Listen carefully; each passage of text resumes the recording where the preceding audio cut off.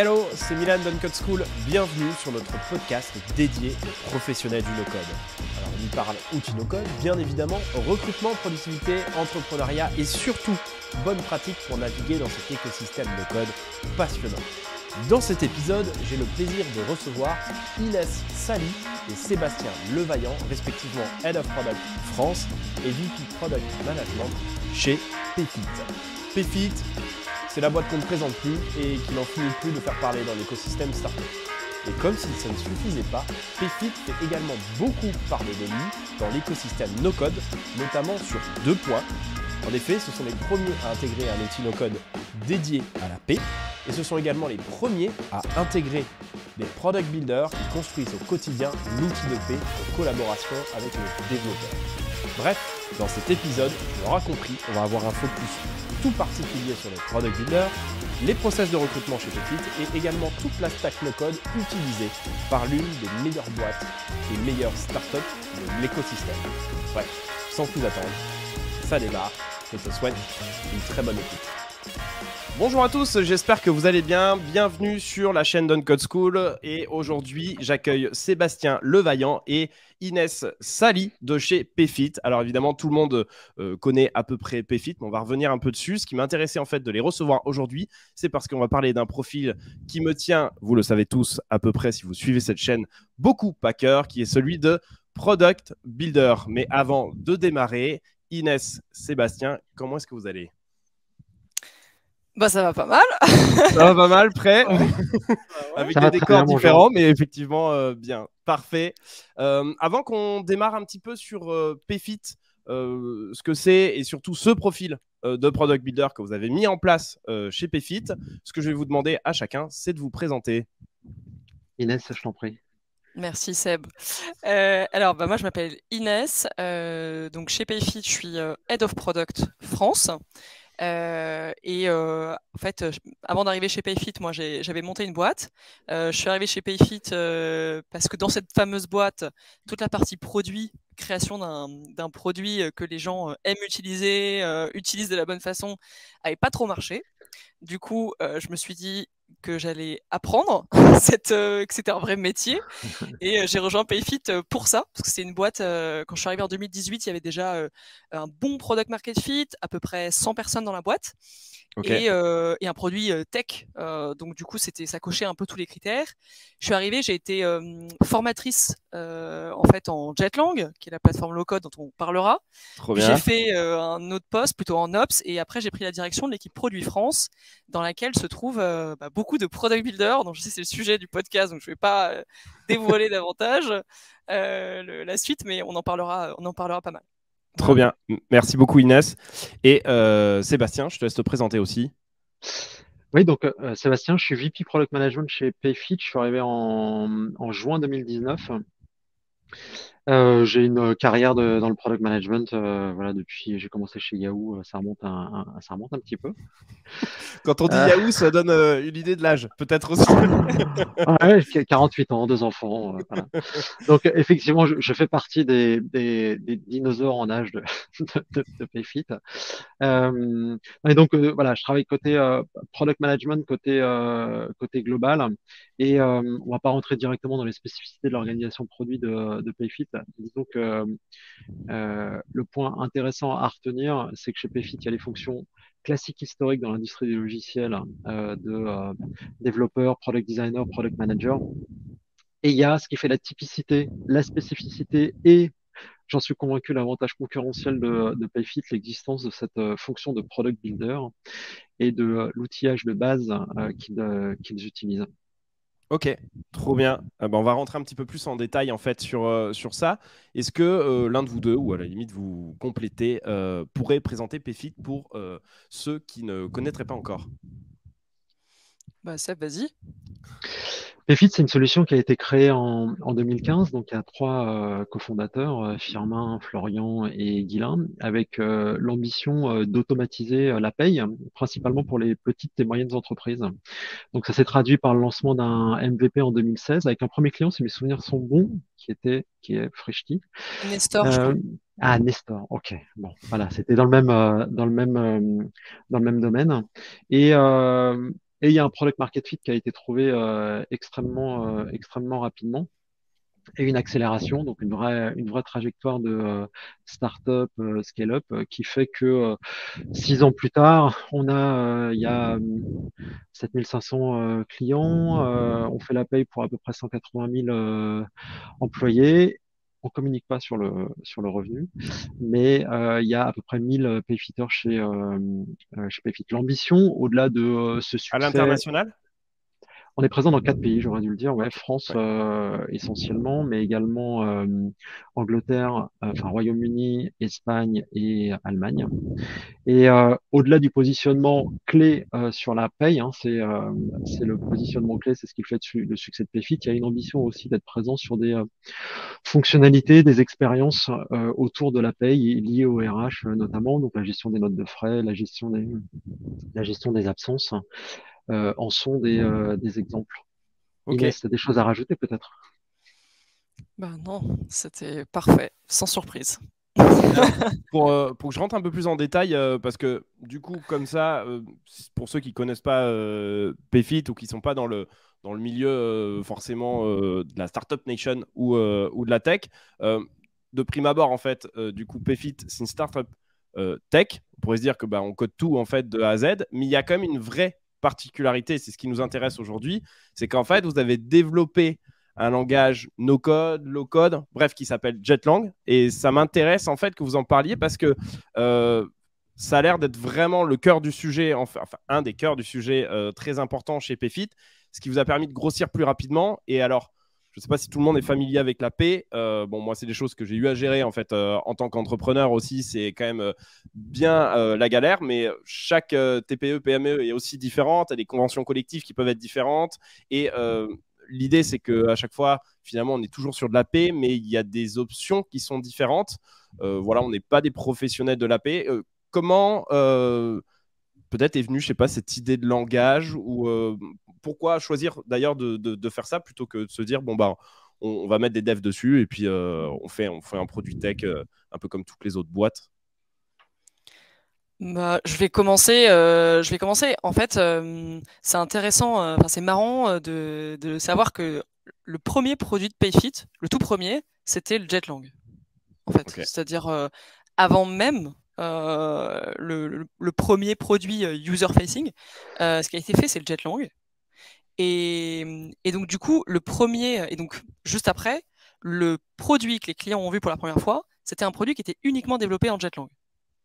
Ok. C'est Ça, un c'est langage qui a été inventé ou c'est issu d'un autre langage et c'est une création de variables juste pour comprendre un petit peu ce que c'est que ce langage. Je sais pas si on peut vraiment en parler comme ça un petit peu Ah, non, sans non, vraiment montrer, mais on bon. peut en parler. Ça utilise des librairies qui existent, hein, mais c'est quand même un langage qui a été fait pour Payfit, donc par Payfit pour Payfit, c'est-à-dire pour le secteur de la paye. Donc concrètement, ça se modélise. Enfin, c'est assez simple. Hein, c'est comme on va dire un énorme jeu assez logique où on peut créer des variables.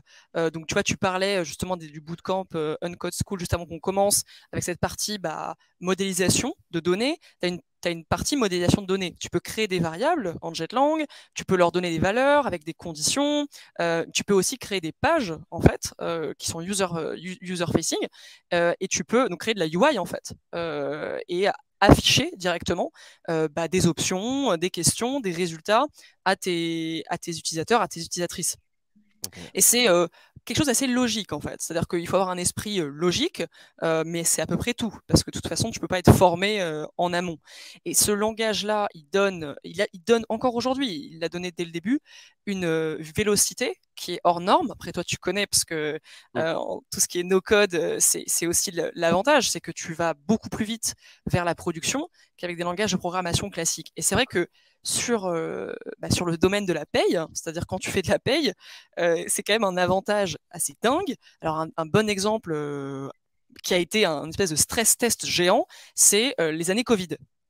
Alors, Ouais. les années Covid, il faut imaginer ce que c'était. C'est-à-dire qu'à un moment même le gouvernement savait plus très bien qu'est-ce qu'il fallait appliquer. C'est-à-dire qu'ils allaient tellement vite en disant il faut faire ça, on change ça, l'activité partielle, que même l'URSSAF, c'était marrant, savait était un peu à la bourre, enfin même carrément à la bourre. Il fallait changer tellement de trucs, tellement de règles. Et nous, cette période-là, alors évidemment, c'était une période extrêmement stressante, mais en termes de vélocité, ce qui nous a coûté, enfin ce qui a été stressant et challengeant, c'est voilà, c'est toutes ces modifications permanentes, mais on n'a pas été freiné par notre capacité de développement. Parce qu'en fait, le jet lang permet d'aller très vite dans des situations de stress, il permet d'aller également très vite dans l'ouverture de nouveaux marchés. Et là, je pense que je vais plutôt laisser Seb parler, parce que moi, je suis Head of Product France, mais c'est quelque chose qui est assez impressionnant de voir la vélocité avec laquelle on ouvre un nouveau marché sur des secteurs qui sont supposés être compliqués, parce que justement, il faut, c'est de la paye, c'est la paye, elle est liée à un marché. Et pourtant, on y arrive. Donc, c'est vrai que c'est assez fascinant de comprendre ce que c'est que cette techno et surtout ce que ça permet de faire chez Payfit, mais en fait, c'est assez similaire à ce que toi, tu vois sur les technos no-code. Ok. Parce que du coup, juste pour comprendre, à l'époque, en fait, du coup, il n'y avait pas potentiellement de langage en fait qui existait qui aurait pu permettre de faire ça. Il fallait vraiment tout créer de A à Z. Et l'objectif, c'était de se baser dessus pour se dire, euh, si on arrive à avoir ce langage-là, en fait, c'est assez facile finalement de rajouter des variables en fonction des différentes conventions collectives et de ce que l'URSSAF a donné en fonction des différentes TPE-PME. Et surtout, et j'imagine à l'international, et ça m'intéresse aussi d'avoir peut-être ce petit volet international pour comprendre sur le fait que, en fait, derrière, il y a toujours le jet lang et en fait, on peut partir partout. Enfin, vous pouvez partir partout et finalement avec la même vélocité et autant de rapidité pour ouvrir tous les pays. C'est ça. Je pense, alors, tu vois, est-ce qu'il y a un langage qui existait? Est-ce que peut-être qu'il y a un langage qui existait? En fait, je sais même pas si les founders se sont posé la question. Peut-être qu'ils ont fait une analyse contextuelle et j'en doute un petit peu. Mais ce qui est premier truc intéressant, c'est déjà dans le nom Jetlang. Pareil, j'ai jamais demandé à Flo, Phi ou Guy d'où ça venait, mais pour moi, c'est le langage qui va à la vitesse d'un jet, avion de chasse, tout ça. Donc, l'objectif de la vélocité, c'est quand même quelque chose d'assez important. Et Jetlang, à un plus haut niveau, c'est t'as trois grands composants en fait. T'as Ok. un ensemble de librairies, ce que disait Inès, de gestion de règles métiers. Voilà. Ensuite, tu as des composants graphiques et Ok. ensuite, tu as un moteur de calcul. Et en fait, avec ça, tu peux, dans des univers contraints, régulés géographiquement, sectoriellement, c'est pas très joli. En fait, tu as tout ce qu'il te faut pour rapidement développer de façon assez fine un product market fit. Ok. Et le truc alors, c'est comment ils ont fait, pourquoi est-ce qu'ils ont regardé s'il y en avait d'autres qui existaient ailleurs. Franchement, je sais pas, mais c'est ce qui fait que c'est ces trois mecs-là qui ont créé cette boîte. Enfin, tu vois, Mm. je sais pas, il y a un truc qui s'est passé. Non, mais sincèrement, il y a un truc qui s'est passé et tu vois, quelques années plus tard, on s'est dit, bah tiens, c'est du low-code, tout ça, c'est en fait Jetlang, c'est une espèce de BRMS. On a découvert que ça existait dans l'industrie, les Business Rule Management Ouais. System, et t'as des trucs qui, off the shelf, qui te permettent, voilà, eBay utilisait beaucoup ça, ils avaient racheté une boîte française, je ne me souviens plus du nom. On a découvert ça bien plus tard. Mais ce qui est incroyable, c'est que rapidement, je sais pas, c'est un truc presque artistique, hein, il y a un truc qui a été senti, des raccourcis qui ont été trouvés. Et effectivement, ce qui a été développé, c'est Jetlang. Et ce qui est incroyable, c'est que combiné à cette fonction de product builder, tu peux, pendant longtemps, c'était le cas aussi d'ailleurs, les premières personnes qui étaient recrutées pour le lancement d'un pays, c'était pas un country manager, hein, c'était un product builder. Ok. Parce qu'il y avait cette capacité de trouver à travers la fonction une personne qui a une vraie compétence analytique, tu vois, dans les profils qui sont recrutés, c'est des gens qui ont la tête très bien faite et qui aiment résoudre les problèmes. Donc voilà, cette puissance-là, un fort esprit entrepreneurial, et tu leur mets entre les mains un outil qui est le résultat, je sais pas, d'une époque, d'instincts géniaux. Et puis bah voilà, tu lances la France, tu lances le Royaume-Uni, tu lances l'Espagne, tu lances l'Allemagne, et il y a quelque chose qui se passe. Alors que tu fais ça de façon encore une fois unique. Hein, les concurrents, enfin, je suis pas, l'idée c'est pas de nous tresser des lauriers ou quoi que ce soit, mais par rapport à notre cible, être capable de répondre tel qu'on le fait pour faire la paye. C'est-à-dire que de calculer la paye. C'est pas on offre à nos clients un service de paye qui est fait par d'autres personnes, ce qui existe sur le Ouais. marché, mais de faire la paye en autonomie avec un produit qui calcule lui-même la paye à destination de cette cible de clients-là. Alors modestement, je dirais que je pense qu'il n'y a pas beaucoup de concurrents. Et tout ça, à la base, c'est vraiment ce Jetlang. Mais en même temps, il y a un petit côté, même pour moi, hein, un petit côté un peu mythique. Je sais pas d'où c'est sorti. Je sais pas pourquoi c'est sorti comme ça. Ce qui est sûr, c'est que c'est sorti et que c'est ce qui explique avec les product builders et la fonction de product builder est effectivement importante au regard de cet outil, enfin en face de cet outil. Mais je pense sincèrement, ça explique une grosse partie du succès de l'attraction Ouais. de Payfit, quoi. Avant de partir sur ce rôle de product builder, parce que j'ai pas mal de questions en fait dessus, le Jetlang en fait il a évolué ou en fait dès le départ il y avait vraiment ces trois parties dont tu me parles, la partie UI, la partie plus génération de variables et la partie en fait plus moteur de calcul. Tout était déjà là ou en fait il y a des briques qui sont rajoutées au fur et à mesure, typiquement le UI, est-ce que c'était là dès le départ? Alors, évidemment que le produit évolue au fil du temps, mais au départ, ces trois composantes étaient déjà là, ou pas? Je peux pas te parler avant 2019, Inès, tu sais avant 2019 ou pas? Oui, oui, c'était là. C'était là, mais ça a quand même, enfin, c'est un produit dans notre produit. C'est-à-dire le Jetlang, c'est notre langage, un de nos langages de programmation. Alors c'est plus qu'un langage finalement, parce que c'est une plateforme. On appelle ça une plateforme. Il y a, tu vois, il y a différentes parties. Tous ces trois éléments-là étaient là, mais ça a beaucoup évolué. Ça a beaucoup évolué. Et en fait, il suffit de voir le produit Payfit du début. Rien que sur l'interface, ça n'a pas la même tronche qu'aujourd'hui. Donc oui, oui, il y a eu des évolutions, Okay. mais sur les trois aspects, sur la partie interface, sur la partie moteur de calcul, capacité de calcul, et sur la partie business rules, et également sur la partie qu'on nomme pas assez, enfin qu'on nomme pas souvent, mais qui est quand même là, parce que c'est important, QA. Avant de mettre en production, tu testes ton code. Et ça, ce sont des choses qui ont beaucoup évolué, qui continuent à évoluer. Donc, c'est un langage qui est une plateforme, une techno, qui est en mouvement chez Payfit. Mais finalement, en fait, vous avez deux produits. En fait, j'imagine il y a des équipes qui sont là en fait pour créer cette plateforme, un peu finalement comme Stripe en fait a lui-même sa plateforme de paiement. Et ensuite, vous avez le produit Payfit qui remplit votre mission en fait. Pour le coup. Et justement, ce que j'allais dire pour rebondir sur ce que disait Inès, autant ce qui se passait avant 2019, je ne sais pas précisément, ce qui s'est passé. Par contre, ce qui est sûr, c'est qu'en termes d'investissement, on a une équipe qui s'appelle Jetlang Platform. C'est à peu près une cinquantaine de personnes actuellement, donc des product managers, designers, développeurs, dont le seul objectif est de supporter, soutenir la plateforme, donc c'est vraiment du run, développer la plateforme aussi, et leurs utilisateurs, c'est les utilisateurs internes, c'est les product builders. Okay. Et tu as des vrais enjeux, structurels, architecturaux puissants aussi, parce que encore une fois, Jetlang et la plateforme qui l'accompagne, c'est le fruit de l'intelligence, de pragmatisme et de l'air du temps quelque part.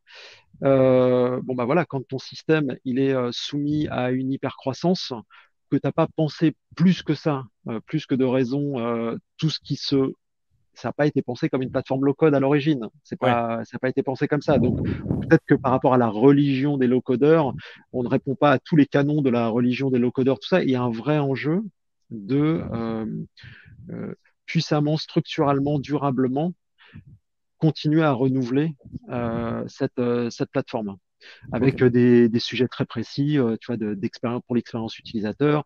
Comment est-ce qu'on s'assure que le design system soit complètement implémenté dans la plateforme Jetlang de façon à ce que les product builders, quand ils créent l'expérience finale, ils aient l'ensemble des composants graphiques qui permettent de créer une expérience qui soit à la hauteur des usages et des codes attendus par les utilisateurs. Et ça, c'est des vrais investissements continuels. D'accord. Donc, cette plateforme Jetlang, les clients finaux, en fait, c'est les product builders de chez Payfit. Ok. Et ben justement, on va parler un petit peu d'eux. Et le premier point, en fait, qui m'intéresse, parce qu'il y a quand même vraiment des sujets aussi dans la communauté no-code. Et c'est vrai que moi, je suis arrivé aussi par une recherche un peu étymologique sur un nom qui est le même en fait que le vôtre, qui est celui de Product Builder et qui, je pense, correspond exactement à l'environnement no-code en fait dans lequel on est. Est-ce que il y en a un de vous qui connaît un petit peu l'histoire autour de ce nom. Et puis surtout, comment est-ce que vous avez évolué? Parce que la réalité de ce que moi je sais, c'est qu'avant, vous appeliez ça en fait des Jetlang Master. Et je pense qu'il y a un changement d'étymologie qui est lié aussi probablement à des changements dont vous allez nous parler. Donc, ça m'intéresse vraiment de connaître un peu cette historique en termes de naming, parce que je pense que le naming, c'est hyper important sur un métier. Je vous vois rire là. Ouais, je commence du coup, Sébastien. Vas-y. Allez, ok. Alors, c'est hyper intéressant comme question et c'est passionnant ces sujets-là en fait de naming parce que le nom, c'est un ancrage en fait. C'est un ancrage d'une forme d'identité. Quand tu dis je suis product builder ou je suis product manager, enfin n'importe quel rôle, ou je suis Jetlang Master, on y reviendra juste après, ça te définit en fait en un certain sens. Et du coup, comme Payfit, c'est une boîte qui grandit beaucoup, qui a énormément évolué dans les dernières années, c'était assez normal que ce rôle il évolue et qu'on se pose cette question, et plutôt sain. Alors pourquoi? Alors Jetlang Master au début, c'est un peu la même, je vais dire, le pourquoi, est-ce qu'il y en a vraiment un? Pas sûr. Tu vois, c'est un peu de la même envergure que Jetlang, pourquoi? Est-ce qu'il y a eu un bench? On ne pense pas. Moi, je suis arrivé dans l'entreprise et Seb aussi, ça s'appelait Jetlang Master, ce rôle s'appelait Jetlang Master. Là où on a été contributeur et contributrice, c'est sur l'évolution. Parce que à l'époque, donc tu vois, on se replace en 2016-2017. Bon, ça a du sens, c'est le début du Jetlang, la boîte elle grandit dans des proportions qui sont juste délirantes, et le rôle se définit beaucoup autour de cette techno, en fait, autour du Jetlang. Tu viens dans l'entreprise pour maîtriser le Jetlang et utiliser le Jetlang pour implémenter des règles métiers. Bon. Et au fur et à mesure que Seb arrive, il y a aussi Léa qui est arrivée, donc on a en fait des fonctions produits et design et même engineering qui sont venus avec beaucoup de seniorité et qui ont apporté à une équipe, à une entreprise qui était très jeune, hein, même dans sa pratique produit finalement, les codes de ce qui se passe à l'extérieur, et du coup on a monté le niveau de maturité et le niveau d'attente et d'exigence des gens qui font du produit, c'est-à-dire qui vont venir créer un produit pour que des gens derrière l'utilisent. Okay. Et très vite, on s'est rendu compte que l'enjeu de ce rôle, qui s'appelle aujourd'hui Product Builder, c'était pas que de coder des trucs en Jetlang, hein, si je caricature, parce qu'il faut se rendre compte de l'impact que les Product Builders ont chez Payfit. Ils gèrent en fait en périmètre tout ce qu'on appelle l'espace administrateur, c'est-à-dire toi demain, tu vois Milan, tu es patron, tu vois, de Uncode School, tu as Payfit, et tu vas aller te connecter sur l'espace administrateur pour gérer toutes les actions de paye vraiment basiques pour ta boîte, créer un nouveau contrat, faire une rupture conventionnelle parce que y a une négociation de rupture conventionnelle, ajouter l'arrêt maladie d'une personne qui est malade, gérer tes cotisations sociales. Donc vraiment, on parle des trucs où justement toi, là où ce que tu attends, c'est que ce soit hyper simple, hyper guidé. Tu veux pas y passer du temps, tu as autre chose à faire, tu dois développer Uncode School. Donc t'as pas du tout envie, si tu veux, de que ce soit compliqué, tu veux que ce soit guidé. Et du coup, forcément, quand on se dit ça, avec le niveau de maturité, le niveau de conscience, il monte sur l'attente de ce rôle, qui est qu'en fait ces expériences-là, elles soient hyper simples, hyper guidées. Et forcément se pose la question du titre, parce que la valeur ajoutée ne réside plus dans la maîtrise de la techno, qui est en fait juste un moyen, c'est pas une fin. La valeur ajoutée du rôle, c'est dans le fait d'être quelqu'un qui construit un produit que les gens aiment utiliser, et tu fais pas que le designer ou le penser ou le prioriser, tu le construis réellement. Donc le rôle de product builder, alors comment on en est arrivé là exactement, je sais plus trop. Je pense que c'est un peu comme toi, tu fais tes trucs, tes raisonnements, t'y penses, puis à un moment tout le monde est d'accord en se disant en fait c'est le truc le plus percutant. Et voilà, et en fait c'est le résultat d'une montée en maturité de ces équipes et d'une prise de conscience du rôle et de l'impact en fait de ce job qui n'a arrêté d'être autour de la techno et qui est passé autour finalement de la proposition de valeur, de qu'est-ce que tu vas amener derrière pour être beaucoup plus proche de ce qu'on attend en fait de ces personnes au quotidien. Ok, très clair. Sur le nom, du coup, c'est clair, mais sur le rôle en lui-même, parce que là, du coup, tu dis, on passe un peu finalement, non plus seulement du technicien, mais une personne qui fait du produit, mais également une personne qui est intégrée dans une équipe produit. Donc, ce qui m'intéresse, c'est de comprendre un petit peu son rôle. Est-ce que c'est quelqu'un qui est, entre guillemets, tout seul et qui, du coup, doit faire, en fait, toute la stack produit, en fait, du début on va dire de la discovery jusqu'au QA, à l'itération, etc. Et à tout ce qui est delivery, où il est intégré dans une équipe avec, j'imagine, des product managers, des product designers et puis d'autres fonctions product. Comment est-ce que vous faites comment ce rôle il est envisagé et dans quel type d'équipe il se place? Quelles sont ses responsabilités? Alors, en fait, donc c'est ni l'un ni l'autre. Mais ok, mauvaise question. Voilà, bon, donc question suivante. Non, je vais t'expliquer. En fait, c'est donc les product builders. Là, je prends l'exemple de l'équipe Produit France, parce que bon, c'est l'équipe qui est la plus grande aujourd'hui en termes d'équipe composée de product builders. Vous êtes tu vas avoir, en tout, si tu veux, en tout en France, il y a 35 product builders. Ok. Donc, nous, et en tout, on est un peu plus de 40 personnes. On est organisé en squad, donc en tribe et en squad. Et en fait, dans ces squads, les tribe, squad, petit rappel, l'organisation Spotify, truc archi standard dans pas mal d'organisations produits. En fait, à l'intérieur d'une squad, tu vas avoir que des product builders. Ok.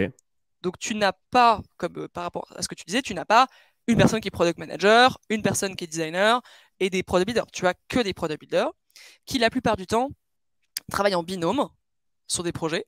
Est-ce que donc voilà, ils sont généralement pas seuls. Ils travaillent en binôme et en fonction des projets, en fonction des binômes, tu vas travailler sur plus ou moins différents aspects du produit. Et quand je dis produit, c'est avec un grand P. Product management, design, engineering en low code. Okay. Donc, assez concrètement, il faut imaginer, il y a quand même un truc qui est important à avoir en tête, c'est qu'une personne qui est product builder, d'une personne à l'autre, tu ne vas pas avoir les mêmes affinités, les mêmes compétences, les mêmes niveaux. Tu vas avoir des product builders qui sont passionnés de low code et d'engineering, qui vont avoir moins d'intérêt dans la partie, ce qu'on appelle nous, understand and design, qui est plus proche du design, et un petit peu moins d'intérêt en product management, mais ils sont tellement bons en fait en local engineering et en engineering avec les différents outils qui sont à disposition qu'en fait ces profils-là, si tu veux, voilà, on va pas forcément leur demander de faire beaucoup de design. Ça okay, vous mixez en fait dans les équipes. Ouais, exactement. Okay. On fait des binômes, si tu veux, qui sont le reflet de ce que les gens sont aussi et veulent développer comme compétences. Mais il y a quand même un fil rouge, c'est que toute personne qui est product builder fait quand même un minimum d'engineering en low code, parce que c'est ça qui nous garantit une très grande vitesse. Oui, en fait. Bien sûr. Donc voilà, après, d'un projet à l'autre, c'est plus ou moins complexe, ça nécessite plus ou moins de ressources en low code, de compétences en low code engineering, mais tout le monde en fait. Donc ça, c'est un peu... Voilà. Et on a quelques experts. Tu vois, là, on a recruté par exemple 2 personnes qui sont UX writers. Okay. C'est une compétence qui est particulière, c'est des niveaux de seniorité qui sont très élevés, on vient compléter du coup, mais tu vois, il n'y en a que 2 alors qu'on a 5 squads, et qu'on vient mettre en collaboration sur des projets où vraiment la UX writing est essentielle, parce qu'on parle de domaines, on parle de vocabulaire, de pays qui sont incompréhensibles par le commun des mortels, parce que ça, le gouvernement français est spécialiste. Ils sont très bons sur la protection sociale, c'est génial, mais parfois ça donne des trucs complètement absurdes que personne ne comprend. Donc il faut retravailler la UX, même du gouvernement, pour que les gens comprennent ce qu'il faut rentrer. Sinon, les gens se plantent une fois sur 2, si tu veux, alors qu'on utilise les termes officiels, mais ces termes-là, personne ne les comprend. Donc il faut les changer. Il faut les expliquer. Et là, tu as besoin de faire intervenir des gens qui sont extrêmement seniors en UX Writing. Donc, on a quelques compétences en pointe, mais c'est vraiment très spécifique. Dans la plupart des cas, les product builders font tout, mais généralement en binôme. Ok. Vas-y, oui. Ouais, juste pour compléter, je pense qu'il y a ce qui est intéressant chez Payfit, c'est que, encore une fois, sans prendre un peu de recul, mais ça incarne parfaitement Payfit la tendance lourde qu'on voit dans l'industrie logicielle actuellement. C'est-à-dire que concrètement, tu te retrouves, on a 250 personnes dans l'organisation produit, les équipes locales, typiquement l'équipe France est composée exclusivement en termes de stack technique qu'il maîtrise, de low-code développeur, de product builder. Inès, ce qu'elle a ajouté en arrivant, c'est cette ambition générale sur la montée en compétences sur tous les aspects du produit. Dans les organisations, dans l'organisation globale, qui travaille sur la plateforme Jetlang ou sur le fond de roulement technologique de l'application PayFit qui ne touche pas ou en partie seulement à la partie paye, donc qui est gérée par les low-code développeurs actuellement. Encore une fois, c'est pas limité qu'à ça, mais ça a été l'essentiel jusqu'à maintenant. C'est plutôt product manager, designer, développeur. Donc on a quand même en interne cette alors séparation. On essaie de que ce soit pas le cas, mais c'est des équipes qui sont séparées. Ce dont on se rend compte, c'est que on est aux premières loges. Et finalement, la ligne de démarcation, c'est malgré tout la stack technique quand même. Ok. Et le fondement technologique, c'est quand même ça. Par contre, ce dont on se rend compte, c'est que cette fonction de product builder monte en puissance et que on travaille de plus en plus à travers évidemment le partage des objectifs, le partage des intentions d'une manière générale, le fond culturel. Inès, quand elle a pris la tête de l'équipe, le discours qu'elle a tenu, ça a été autour de effectivement, on ne fait pas du Jetlang. Notre sujet, c'est pas que de faire du Jetlang. Notre sujet, c'est de faire du produit. Toute l'ambition qu'on doit avoir sur les méthodologies, sur les compétences, la façon dont elle a recruté des profils qui étaient pas du tout dans les profils typiques historiques de PayFit pour les product builders, c'est symptomatique de ça. Et là, on arrive dans des périodes qui sont intéressantes parce que, en fait, on a benché, on a discuté avec beaucoup d'autres entreprises. On se pose cette question de l'organisation. Au final, comment est-ce qu'on peut créer un peu de plasticité dans l'organisation? Qu'est-ce qu'on peut faire? Et c'est pas, franchement, c'est pas évident. On a des idées, on voudrait prendre des raccourcis de temps en temps, parce qu'on se dit, mais si, c'est comme ça qu'il faut faire. Tu travailles quand même avec des êtres humains d'une part, et d'autre part, tu as cette règle absolue de la stack technique qui peut être quand même assez discriminante dans ce que tu peux faire. Mais ce que je trouve ultra intéressant, c'est qu'on dit que beaucoup d'applications business d'ici 2025 seront, alors j'ai plus le chiffre, mais seront créées en low code, no code, tout ça. Bah, la réalité, quand tu travailles dans une entreprise où tu n'as pas 3 fonctions produits, mais tu en as 4 avec les product builders, et que tu te poses la question de comment tu veux continuer à le faire. Et l'idée, c'est pas que les uns prennent le pas sur les autres, c'est vraiment de trouver le meilleur de ces différentes fonctions. Bah, ça pose des questionnements. Enfin, franchement, on n'a pas la réponse, on va pas rentrer dans tous les détails, on n'a pas la réponse, mais ce qui est juste génial, c'est qu'on est sur on a notre planche de travail là, et on peut faire des tests qu'on pourrait pas faire dans d'autres entreprises, je pense.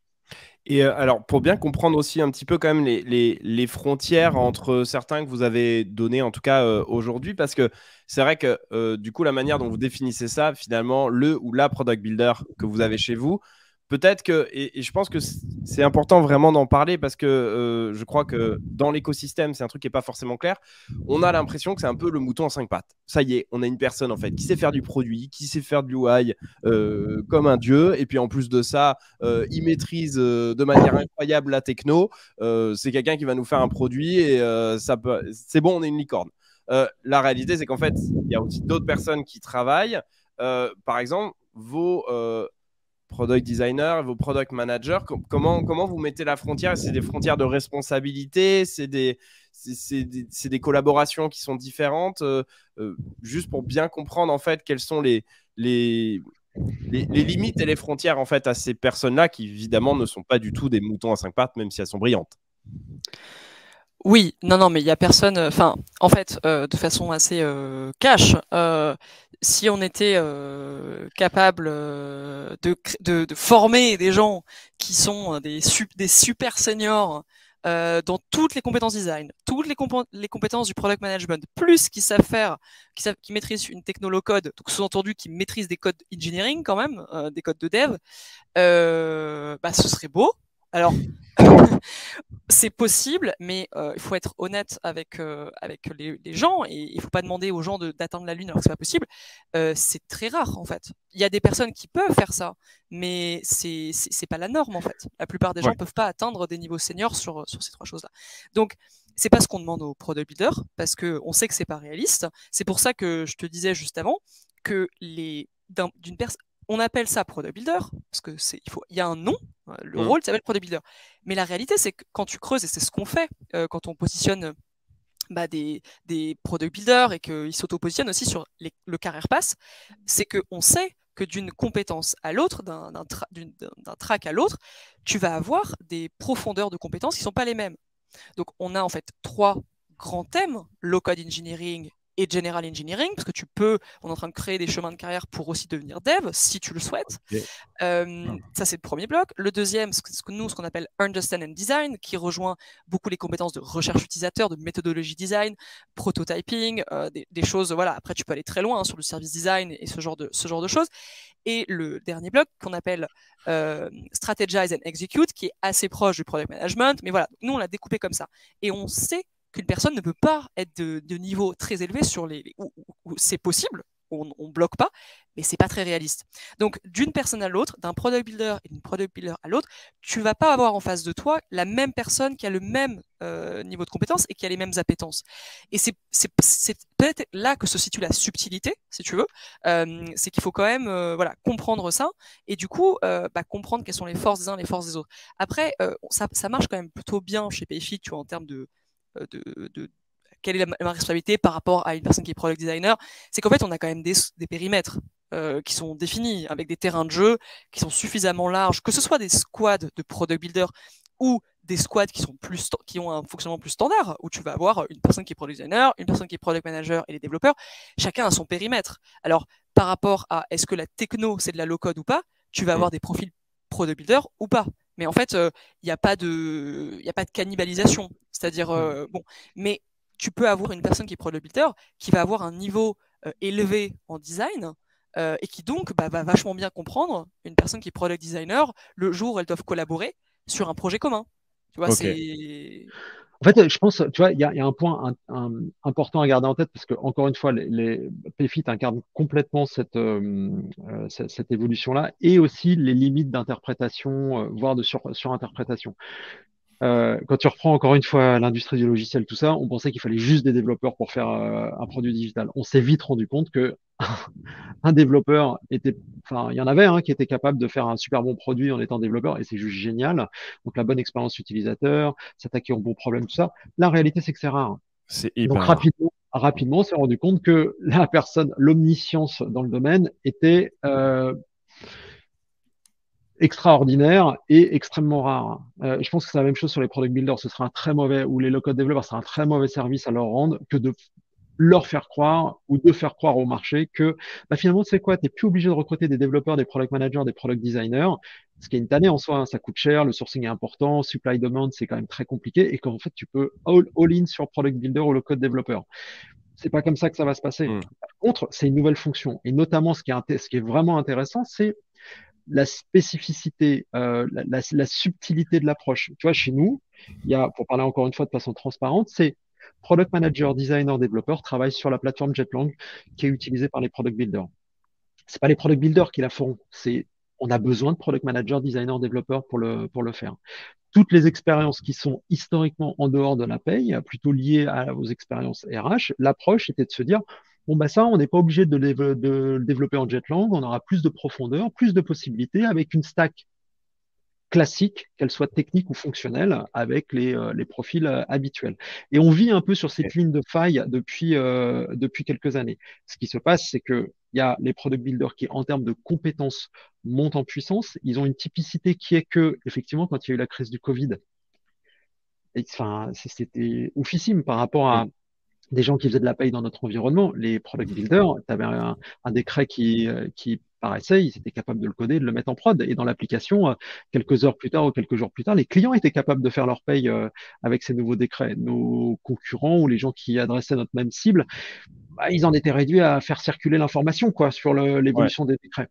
Et ça, product manager, designer, dev, impossible de le faire parce que chacun arrive avec son état d'esprit, chacun arrive avec ses méthodologies, qu'il va falloir discuter du backlog, tout ça. Le product builder, il s'en tape complètement, il prend le truc, il le comprend, il le code, ça va en prod.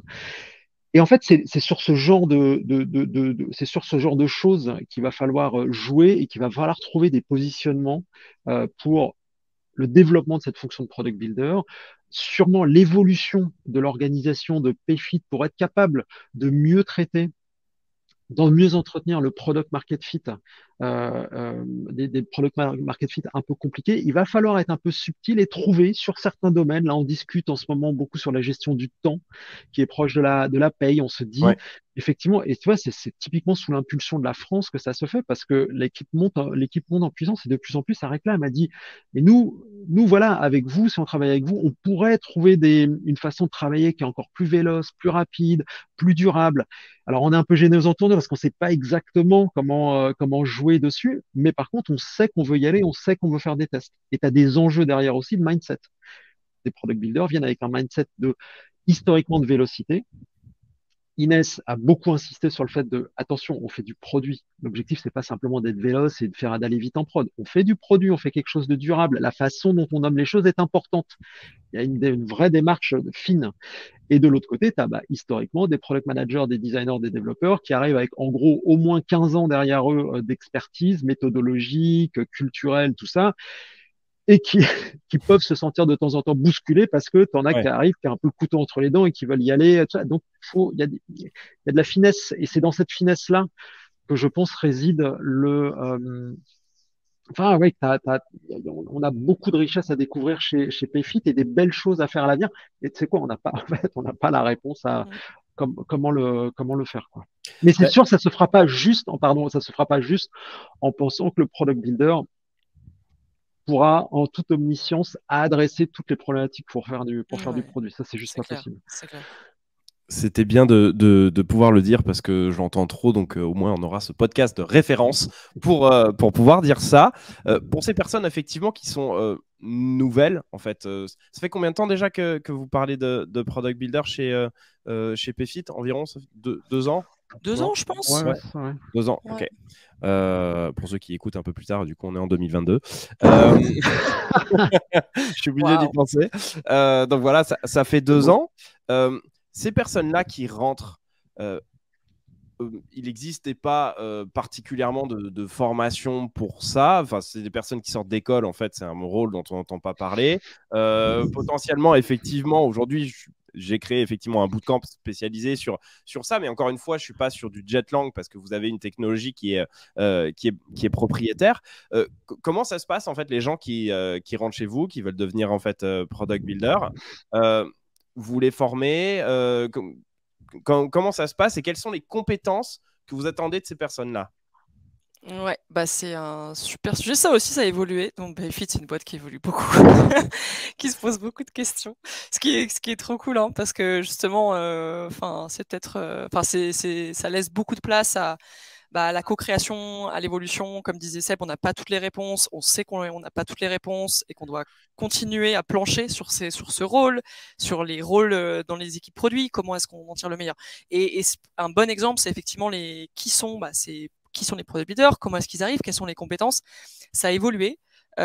Historiquement, l'histoire de Payfit n'est pas si longue, mais au moment où, quand ça s'appelait Jetlang Master, c'était exclusivement, on ne prenait que des gens qui venaient d'écoles d'ingénieurs. Ok, parce que c'était technique. Parce que c'est technique, parce qu'en fait, c'était une histoire. Alors, c'était pas ouvert à d'autres personnes, mais le process était fait, si tu veux, si tu n'avais pas un background quand même ingénieur, logique, mathématique assez important, c'était pas facile d'y arriver, parce que tu avais un test technique. Alors, il y a toujours un test technique, mais on t'évaluait quasiment que sur ça. Et donc, c'était beaucoup de profils ingénieurs. Alors, c'est vrai que c'est des super techniciens, donc derrière, ils apprenaient la plateforme très vite.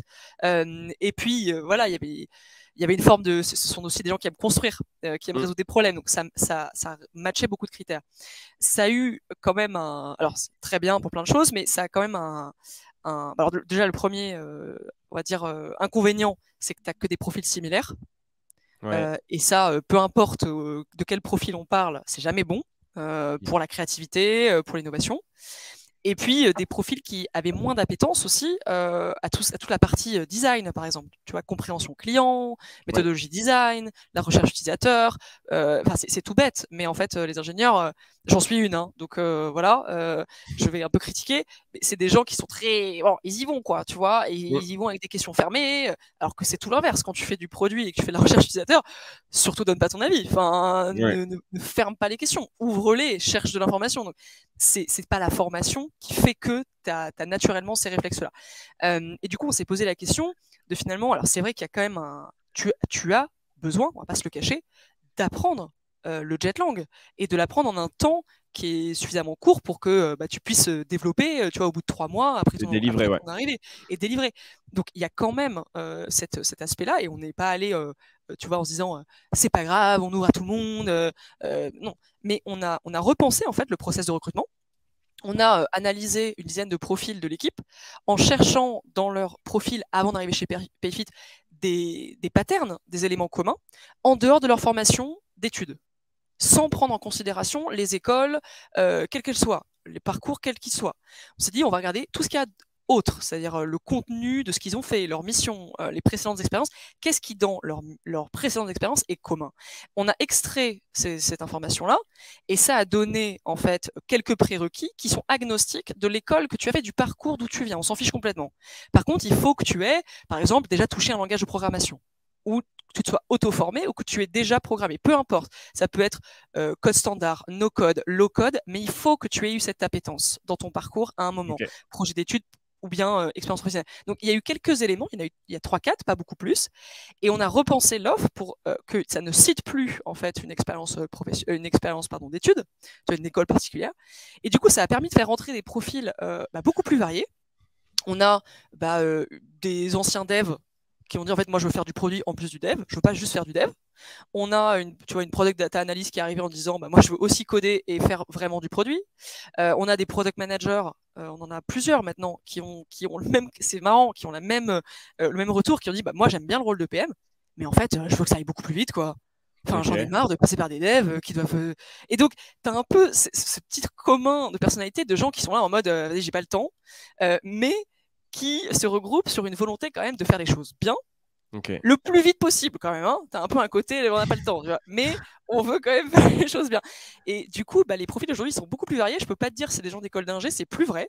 On a de plus en plus de gens qui viennent de différents horizons, qui sont des autodidactes en développement, qui ont fait des études plutôt commerciales. Enfin, il y a un peu de tout. Par contre, le process de recrutement, il est hyper léché. Il y a des grilles de notation extrêmement précises sur la partie technique, sur la partie user centricity. Et peu importe d'où tu viens, si tu passes le process et que tu passes les seuils de notation, tu rentres chez Payfit. Et si tu les passes pas, peu importe d'où tu viens, tu as fait la meilleure école d'ingénieur, ça n'a aucune importance, tu passes pas. Donc voilà, après, quand tu arrives, c'est à peu près 2 à 3 mois de formation, pas beaucoup plus, hein, tu vois, en Jetlang, c'est pas parce que tu as passé un test technique qui valide que tu vas avoir une bonne courbe d'apprentissage. Et au bout de 2-3 mois, tu peux shipper, voilà, tu peux vraiment être. Vous avez une académie en ligne, quelque chose en fait. Vous avez quelqu'un qui est en charge je sais pas, de la formation chez vous et qui fait ça, ou alors après, sinon, c'est vraiment une discussion entre pairs. C'est-à-dire, c'est les anciens qui forment les petits jeunes. On a un programme de formation avec des exercices que tu dois valider, où il y a des concepts qu'on revoit chaque année pour l'enrichir et pour s'assurer que la documentation est à jour, que s'il y a eu des nouvelles, des nouveautés entre-temps, c'est bien pris en compte. S'il y a eu des nouveaux modules qui ont été sortis justement par cette équipe dont parlait Sébastien, Jetlang Platform, on te forme bien dans ce qu'on appelle nous le bootcamp. C'est un peu pareil avec ce que tu fais en Unscode School et qui s'assure que à la fin de ton bootcamp, qui dure à peu près 1 mois, 1 mois et demi, tu as vu tous les composants essentiel pour être en succès derrière dans ton poste de product builder. D'accord. Attends, donc... on peut faire une annonce, parce que vu que tu nous as dit que cette vidéo elle allait peut-être regarder dans le futur, si on nous regarde en 2027, on peut vous annoncer le lancement de la Payfit Academy. Ah, parfait. C'est superbe ça. Bon, c'est parfait. En plus, je sais pas si j'ai l'exclusivité, mais c'est très bien en tout cas. Bon, merci. Trop bien. Et alors, justement, sur cette académie, cette formation, c'est que de la tech, c'est que de la technique, ou il y a également du produit, puisque peut-être qu'effectivement, s'il y a des développeurs qui viennent, ils ne sont pas très forcément acculturés à cette partie produit, ou peut-être des PM, ils ont cette partie produit, mais moins la partie technique. Vous faites un mix en fait des deux? C'est un mix. C'est un mix. Okay. Mais pour les éléments, alors plutôt product management, design, on utilise les mêmes éléments de formation que ce qu'une personne en product design va recevoir. Alors, plutôt quelqu'un, ça va dépendre du niveau, mais tu vois, le socle commun, on va utiliser le même socle commun que les équipes product managers, que les product managers et les designers. On ne veut pas créer une sous-culture. C'est-à-dire, sur ces parties-là, il faut que tout le monde ait les mêmes langages, tout le monde ait les mêmes pratiques. Mais oui, dans le bootcamp, je l'ai passé sous silence parce que c'est plus standard et qu'on utilise énormément la matière existante. On a toute une partie en pratique product management et design. Ok. En termes d'ambition, d'ailleurs, il y a un point, alors c'est très spécifique, mais ça compte aussi. Il y a un point qui était assez notable, je trouve, et symptomatique de l'ambition. Voilà, en termes de, c'est sur les grilles salariales. Il y a eu ça a été un des combats d'Inès, c'était quand? C'était 2019, non, 2020? Euh, 2021? Ouais, ouais. Ouais, c'était pour 2021. 2021, mais c'était en fin 2020. Bah ouais, enfin, tu vois, il y a au bout d'un moment une ambition autour de Product Builder, c'est Bah ouais. important, tout ça. Le problème qu'il y a, c'est que la loi de l'offre et de la demande ne s'exerce pas sur le marché parce que c'est un métier qui n'est pas identifiable. Il y a même des problématiques de, mais finalement, ce que je fais, est-ce que vraiment ça a du sens au-delà de Payfit, tout ça. Et un des sujets qui a été traité par Inès et qui a été arbitré, tout ça, c'était sur les grilles salariales côté Product Builder. À l'époque, Pourquoi? quand Parce ça a que du été, coup, la question, c'était de savoir est-ce que c'est plutôt une personne product et du coup alignée sur non, mais enfin, je veux des dire, bah, univers de juste, produits ou non, ou mais de dev en fait? non, mais pour parler concrètement, le problème qu'il y avait, c'est que, enfin, tu vois, product manager, t'arrives, il y a des grilles salariales qui sont établies, il y a un bench qui existe, tout ça. Product builder, ça Ouais, n'existait pas. Donc, Il n'y avait pas de voilà, grille en fait. et à un moment, bah, tu te dis, bah, si je veux faire une grille, mon point de référence, il se trouve où? Sachant que j'ai une ambition importante pour les product builders. Alors pour eux en soi, parce qu'il faut qu'ils trouvent du sens à ce qu'ils font, mais pour le projet Payfit aussi, depuis tout à l'heure et puis depuis tout le bien temps, sûr. on dit que c'est la prunelle des yeux de Payfit, quoi. Donc au bout d'un moment, c'est walk your talk, quoi. Et un des sujets qui a été adressé par Inès, c'est de se dire, OK, notre point de référence, où se situe-t-il au regard de l'importance de ce rôle-là et des ambitions qu'on a pour ce rôle-là. Et Ok. bon, à l'époque, le point de référence qui a été trouvé, c'était par rapport au product manager. Et il y avait enfin, l'ambition, c'était d'aligner les grilles, quoi. Et de se dire, bon, Ok. bah, peu importe ce qui se passe sur le marché, nous, chez Payfit, on doit avoir, on doit avoir un point de référence qui est ambitieux, quoi. Ok. Trop bien. Merci d'avoir partagé ça. Sur la partie, vous en avez parlé un tout petit peu sur la partie carrière pass tout à l'heure, de savoir en fait, bah, ok, très bien, je rentre chez Payfit, je suis product builder, donc junior, j'imagine, mais il y a peut-être. Et vous avez combien de niveaux? C'est junior, intermédiate, senior, level, je sais pas combien. Et alors déjà, il y a ça qui est intéressant de voir comment est-ce que vous positionnez vis-à-vis de ça et quels sont euh, les passations possibles. Alors, vous en avez déjà un peu parlé, mais du coup, on peut devenir assez facilement en interne PM et puis product builder, ou même j'ai entendu quelque chose qui, pour le coup, là, j'imagine, prête pas mal à discussion. Product builder à développeur, euh, c'est encore un autre sujet, ou en tout cas à quel niveau. Ça m'intéresse que vous me disiez quelques mots dessus. Ouais, alors je vais commencer. Le Career Pass, c'est un sujet, c'est le sujet du moment. Tu vois, c'est marrant. Parce que, bon, déjà, c'est un sujet qui est passionnant. Parce que quand tu prends un rôle comme Mm. product builder, où tu te dis, OK, il y a trois blocs quand même, il y a trois compétences, blocs de compétences.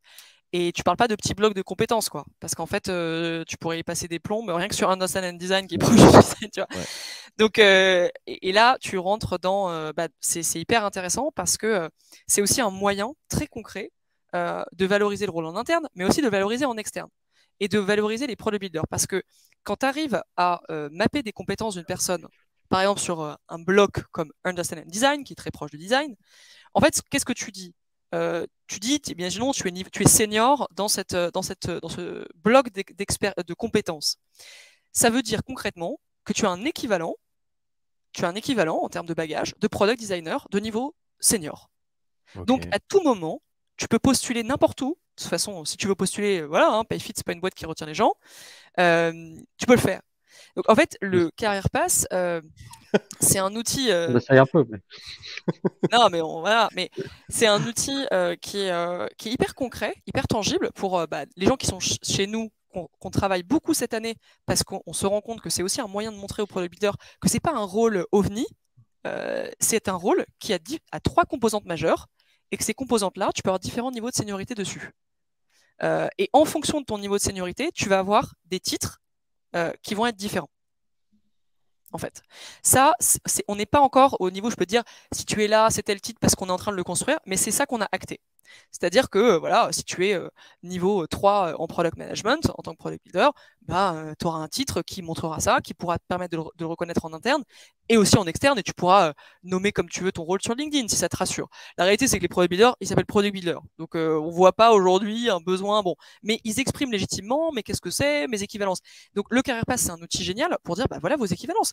Et c'est vrai que ça crée des gens qui sont assez exceptionnels parce que la plupart d'entre eux vont être bons sur au moins deux blocs de compétences. Donc, sur le marché, j'ai envie de dire, pour trouver un boulot, c'est tout de suite, ça détend parce que tu vois concrètement tes compétences extrêmement précises que tu as validées grâce à du coaching, grâce à du training, grâce au projet sur lequel tu as bossé.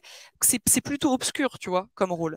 Ce qui était moins le cas probablement avec Jetlang Master, où là, pour le coup, c'était un peu plus flou comme dénomination, pour peut-être donner un petit peu de perspective.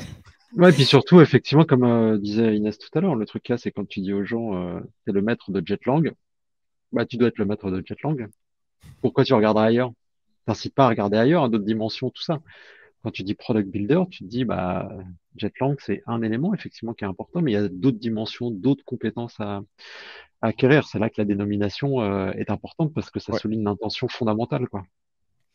Mais après, donc pour répondre à ta question plus en détail, il y a déjà des mobilités qui ont été faites de product builder vers product manager, notamment. Donc ça, c'est un peu plus évident parce que tu as vraiment un mapping que tu peux faire extrêmement clair de, en fait, tu as des équivalences, quoi. C'est-à-dire, tu peux prendre un rôle de... Il y a plein de product builders dans mon équipe qui pourraient être product manager demain, chez Payfit ou ailleurs. Après, est-ce que tu veux? Parce que on retombe sur ta personnalité.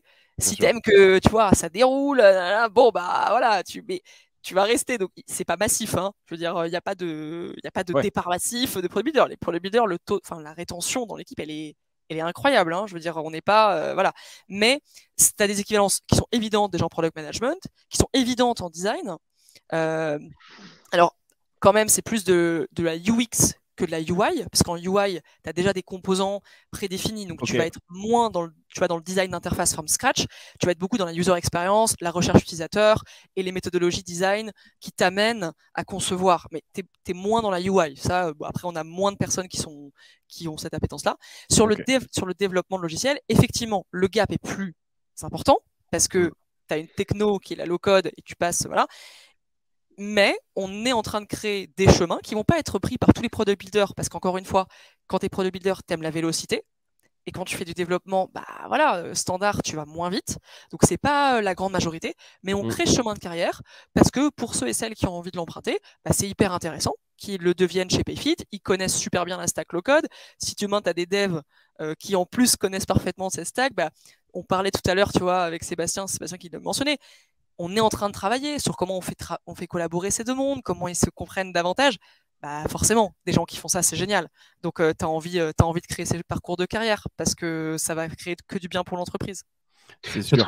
Le truc qui est intéressant aussi par rapport à ce travail qui est fait, c'est que, encore une fois, dans l'industrie, il y a des questionnements fondamentaux autour de les outils de low-code, finalement, ou de no-code, comment je les... à quel stade de développement de mon produit je les utilise? Est-ce que c'est uniquement sur le MVP? Est-ce que je peux créer quelque chose de durable avec ces outils-là? Alors quand tu travailles en agence, que tu fais de la presta auprès d'entreprises, que tu vends de l'impact sur de la grosse margin, des trucs comme ça, tu peux faire même avec du RPA. Bon, tu te dis c'est une forme de produit, enfin un process que tu automatises, tout ça, mais sur des produits SaaS, tout ça, c'est un peu plus compliqué. Là, ce que je trouve intéressant, et encore une fois, c'est un peu une guéguerre de religion, mais c'est surtout qu'on sait pas trop en fait ce qu'on peut faire. Donc le MVP, c'est évident, vélocité, machin, maîtriser les investissements, pas trop investir les devs sur un truc dont on n'est pas sûr. Mais ce que je trouve intéressant, c'est que là, le questionnement qu'il y a chez Payfit à travers ce rôle et les réflexions, c'est comment on crée de la durabilité dans le rôle. Comment est-ce qu'on s'assure que ces personnes, et la question sur l'outillage se pose aussi, hein, comment est-ce qu'on s'assure que les product builders font du produit durablement ou du produit durable ou à long terme. Et je trouve ça intéressant. C'est le gros sujet, moi qui m'intéresse finalement le plus, puisque je pense qu'effectivement, comme tu disais, la partie MVP, elle est déjà assez actée que dans l'environnement no-code, low-code, bah, c'est quelque chose qui se fait déjà en fait depuis des années. Mais le fait de pouvoir scaler une plateforme et de faire en sorte effectivement de répondre, enfin, je pense que l'exemple du Covid que vous avez donné tout à l'heure est hyper parlant, d'être capable d'avoir cette vélocité et de servir des centaines de milliers de personnes sur des problématiques très concrètes comme ça reste encore à démontrer pour pas mal, peut-être pour pas mal d'éditeurs. J'espère qu'on va pas avoir d'autres Covid quand même. Ça, c'était un peu autre chose. mais par contre, on pourra peut-être le démontrer sur autre chose de plus sympa. Mais ça, je trouve que c'est vraiment un point très très important d'arriver justement à prouver que c'est des choses qui peuvent durer dans le temps et que du coup, cette fonction-là, elle a du sens et qu'on n'est pas obligé forcément d'être développeur et de faire tout from scratch pour arriver à monter des belles boîtes comme Payfit. Je pense que ça, c'est ce sujet-là, en fait, qui est au cœur de ce métier de product builder. Yes, il me reste encore quelques petites questions et après je vais vous laisser juste pour comprendre sur les étapes du recrutement que vous avez pour le product builder, le ou la product builder. C'est combien d'étapes? Vous m'avez parlé genre il y a un test technique, mais du coup il y a un test produit aussi. Comment ça se passe chez Payfit si demain je veux postuler en tant que product builder, c'est quoi le flow? Eh ben, il y a 4 étapes. La première étape, c'est une étape RH où on va venir juste vérifier que les prérequis dont je te parlais, qu'on a définis, sont bien là. C'est juste pour valider qu'on a bien compris le profil, que voilà, il y a bien ces prérequis-là. Parce qu'en fait, si les prérequis sont pas remplis, ils sont inscrits dans la fiche de poste, il n'y a rien de caché, le process s'arrête. C'est voilà, c'est juste, c'est hyper processé en fait. Après, tu vas avoir ici, c'est bon. Le process continue. Donc, c'est pas une étape éliminatoire au sens où les prérequis sont déjà affichés. Hein, donc, voilà. Okay. Après, tu vas avoir un test technique qui dure à peu près 1h30. Donc là, c'est la construction en fait de user story en low code. Sur Jetlang? Ouais. Ok. Pour quelqu'un qui connaît pas, ça peut être un peu déstabilisant, mais ça doit être bien challengeant, ça doit être cool. Mais alors, il y a quand même une documentation qui est envoyée en amont. Elle n'est pas trop fournie parce que le but c'est pas que la personne planche pendant des heures. C'est vraiment ça se lit en 10 minutes et une petite vidéo de présentation de 15 minutes parce qu'on veut pas que les gens travaillent sur leur temps privé en dehors pour passer des entretiens. Mais c'est juste pour rassurer parce qu'en fait il y a quand même quelqu'un qui est là avec toi tout du long et qui va te débloquer. L'enjeu ici, c'est de voir à quel point la personne elle a une courbe d'apprentissage, elle apprend de ses erreurs et elle code de plus en plus vite. Donc là, tu as une grille de notation avec une petite vingtaine de questions pour la personne qui est examinateur ou examinatrice. Et voilà, pareil, selon le seuil, ça passe ou ça passe pas. Après, tu as un test produit, donc user centricity produit. Donc un ensemble de questions, pareil, grille, ça passe pas. Et donc en fait, les deux étapes du centre sont des étapes hyper importantes parce que elles sont notées de façon, c'est la même notation pour tout le monde. On veut garantir le moins de biais possible pour garantir que justement les profils qui méritent rentrent et elles sont hyper structurantes. Et la dernière étape, c'est une étape plus de fit, voilà, où on va voir un peu, voilà, est-ce que ça fit avec Payfit. Bon, si déjà tu es arrivé jusqu'au bout, normalement, s'il n'y a pas eu d'énormes warnings, mais c'est un fit. Donc vraiment, les deux étapes du centre sont assez structurantes et tu vois, ce process, on peut le faire en 2 jours. C'est-à-dire qu'en 2 jours, on peut faire une offre à quelqu'un. Ah ouais, ok. Ouais, c'est assez, c'est devenu assez bon parce que on est ingénieur. On est ingénieur, tu vois, c'est aussi ça. C'est que on veut que ça délivre et que ça soit carré. D'accord, ok. Carré. Non, mais on se dit en fait les bons profils, ils sont en process ailleurs. Donc si on commence à prendre 3 semaines pour recruter, ça va pas le faire. Et puis de toute façon, comme tout est tout est clair, quoi. Si tu veux, tu sais sur quoi tu dois évaluer et ça va assez vite. On n'est pas, on n'a pas besoin de trancher pendant longtemps. Donc, on peut le faire. On le fait généralement, c'est moins d'1 semaine, mais on peut le faire en 2 jours pour les candidats et les candidates qui le souhaitent. Ok. Trop bien. J'avais rarement entendu que pour des boîtes comme les vôtres, on pouvait faire des process en 2 jours. En règle générale, j'étais plus sur au moins 1 mois. Donc, génial, génial de ce point de vue-là. Juste une petite question. Alors, c'est pas particulièrement challengeant, mais moi, c'est un point sur lequel j'essaye de faire attention et surtout de promouvoir ça. C'est à peu près quoi le pourcentage en termes de product builder d'hommes et de femmes que vous avez chez PayFit? Bah, on est à du. Je l'ai pas Non, réactualisé. pas chez PayFit, en tant que product builder, pardon, pour le coup, chez PayFit. Ouais, Pas toute la boîte. c'est du. Franchement, on est quasiment à 50-50, peut-être du 45-60, 55, tu vois, un truc comme ça. Trop bien. Ce qui est intéressant parce que côté et donc équipe globale avec les fonctions plus classiques, PM, designer, dev, on est un peu plus dans la caricature. Donc moi c'est sur la partie product management, ça reste alors ça va mieux qu'à 5-6 ans évidemment, mais trouver des femmes product managers, évidemment il y a des femmes product managers, mais on a Plus encore dur. un ratio. Ouais, c'est plus dur par rapport au niveau d'expérience aussi, par rapport, enfin, je sais pas, c'est un peu plus, peut-être qu'on cherche mal aussi, je sais pas, mais c'est ce qui est assez fameux aussi par rapport à ce poste en termes de sourcing, hein.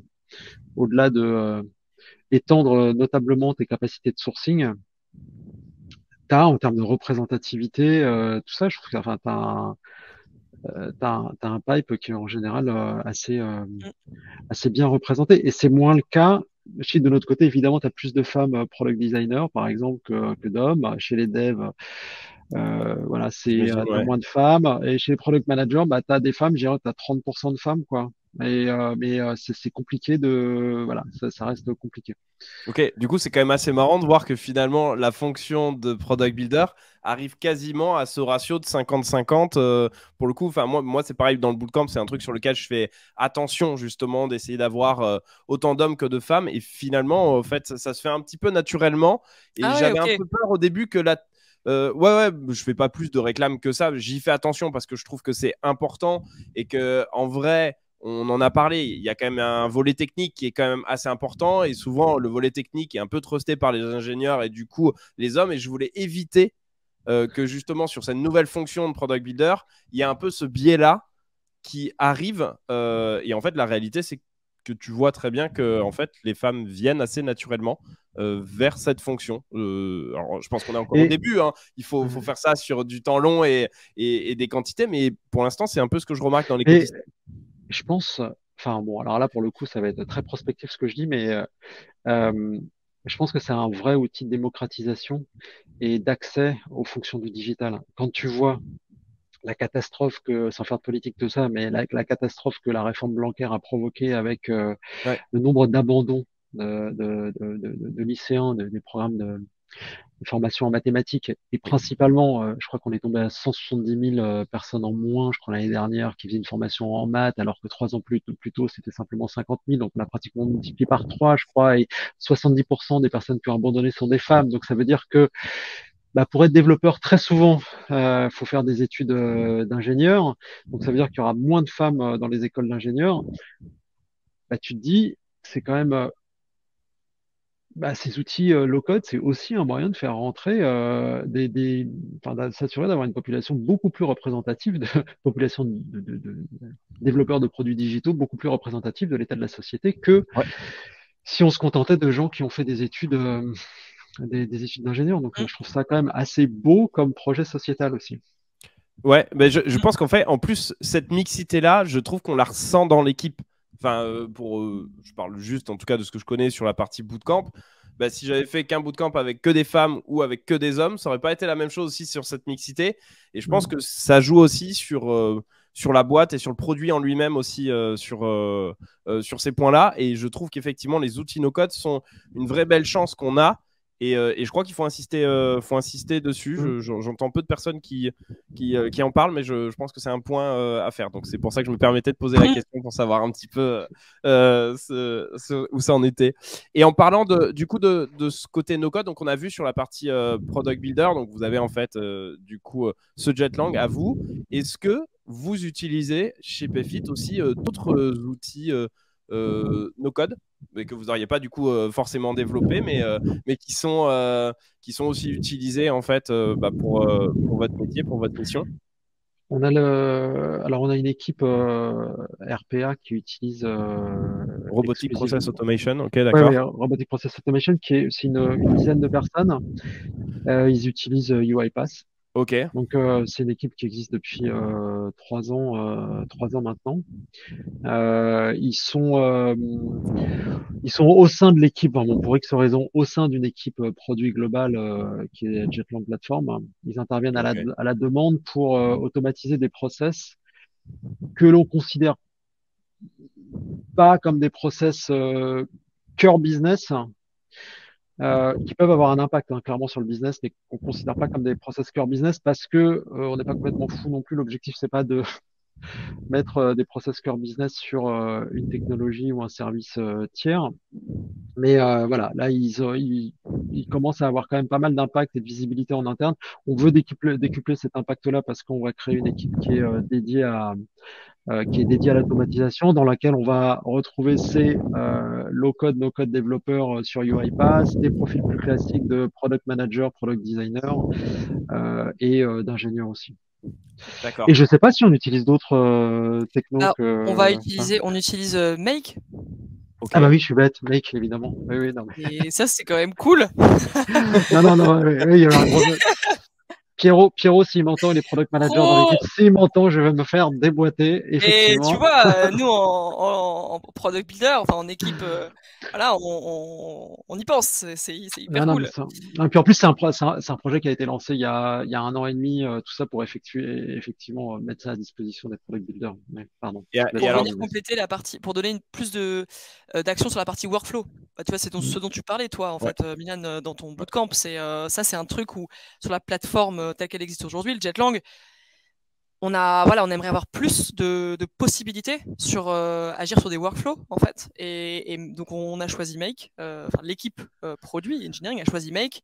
Et donc là, on est dans la phase enfin qui est absolument passionnante. On commence à sortir des premières briques qui vont être utilisées par des product builders pour Ok. pouvoir faire du workflow.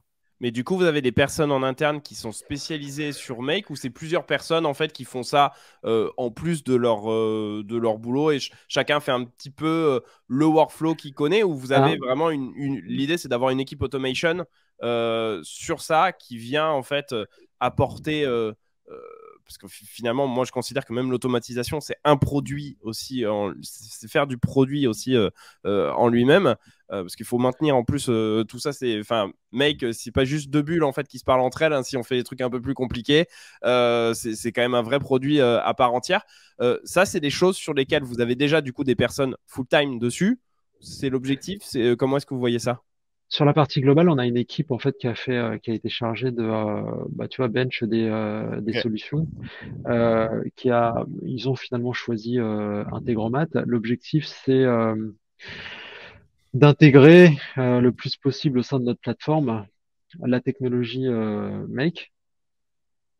Donc, tu as product manager, développeurs qui réfléchissent à ça et qui se posent la question de, OK, comment est-ce qu'on peut créer des fondamentaux, une structure qui permette ensuite de mettre à disposition des équipes un feature set qui soit exploitable.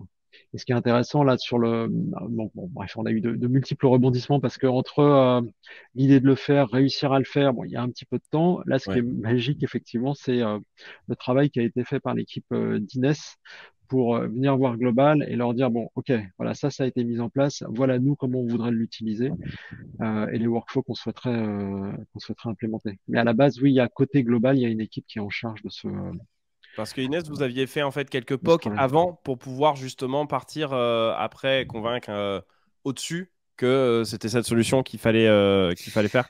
Alors non, non, nous en fait, on travaille. Enfin, il y a eu ce choix de techno, donc enfin le choix d'utiliser Make et de tester Make, et on a travaillé avec l'équipe qui n'est pas au-dessus d'ailleurs. C'est des équipes en collaboration. Mais parce qu'en fait, forcément, la techno en soi, enfin comme c'est, si tu veux, la squad dont parle Sébastien, elle est dans l'équipe Jetlang Platform, Ok.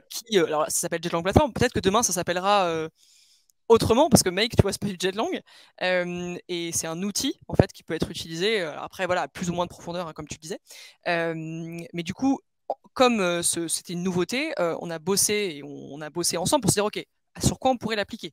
Donc on a choisi des cas qui n'étaient pas forcément les bons au début hein, ensemble entre product manager, product builder, développeur, donc on s'est un peu planté, bon ok, et là au fur et à mesure de travailler ensemble on s'est dit mais en fait c'est sur ce genre de cas que ce serait archi pertinent pour nous et on les a identifiés. Et donc là, il y a une super dynamique parce qu'on Ok. se dit, ah ouais, on est à deux doigts de pouvoir utiliser Make de la bonne façon et que ce soit hyper percutant et qu'en fait les product builders qui sont qui sont des builders, donc ils peuvent apprendre une nouvelle techno, voilà, vont pouvoir paramétrer eux-mêmes beaucoup de choses et utiliser Make assez en profondeur grâce à ce que va faire cette équipe internationale, globale, mettre à disposition les briques fondamentales, en gros, et derrière, le relais, le paramétrage, on va dire, qui est lié à de la paye ou à de la déclaration française, va être fait par les product builders.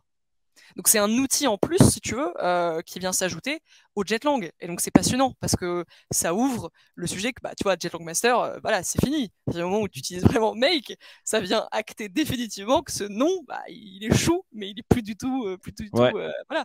Mais c'est normal parce qu'on évolue et qu'on vient élargir la panoplie des outils. Enfin, comme toi, ce que tu disais dans ton bootcamp, il y a beaucoup d'outils différents qui sont utilisés. Nous, c'est pareil, on a envie que les product builders, ils aient de l'outil pour avoir cette vélocité et encore plus d'impact. Du coup, potentiellement, ça pourrait être aussi une des futures compétences demandées à des product builders de savoir utiliser des outils d'automatisation type, type Make, après type UiPath. UiPath, c'est quand même assez particulier pour le coup, mais potentiellement, ça peut faire partie aussi de une sorte de grosse fonction product builder avec chacun qui choisit des tracks un peu différentes finalement. Alors là, je pense que tu es en 2028, mais en vrai, non, je rigole. Sur Make, en fait, oui, complètement. Tu vois, si ça marche, en fait, ce serait pas du tout déconnant de dire, tu vois, les prochaines recrues, si vous avez déjà la maîtrise de Make, trop bien. Enfin, tu vois, voilà, et de mettre ça dans le parcours de formation d'un ou d'une product builder qui veut, aller plus loin dans la partie technique, complètement. Ou à minima sur le carrière pass, en tout cas, ça aurait du sens. Ah non, sur le carrière pass, c'est sûr que ce sera là. Oui. Ok. D'accord. Eh bien, trop cool. Petite dernière question avant de terminer. Peut-être à chacun, en fait, c'est quel conseil vous pourriez donner en fait à ceux qui veulent devenir product builder? Est-ce que vous avez, Chez des Payfit? conseils? Ouais, alors ouais, chez Payfit. Alors après, si plus global, effectivement, ça me concerne plus, mais au moins chez Payfit, ouais, comme ça, au moins, ça fait un petit peu de promo Payfit. Et puis surtout, je pense qu'on a bien compris l'ambiance et tout, mais est-ce que vous avez quelques conseils du coup à donner à ces personnes-là potentiellement?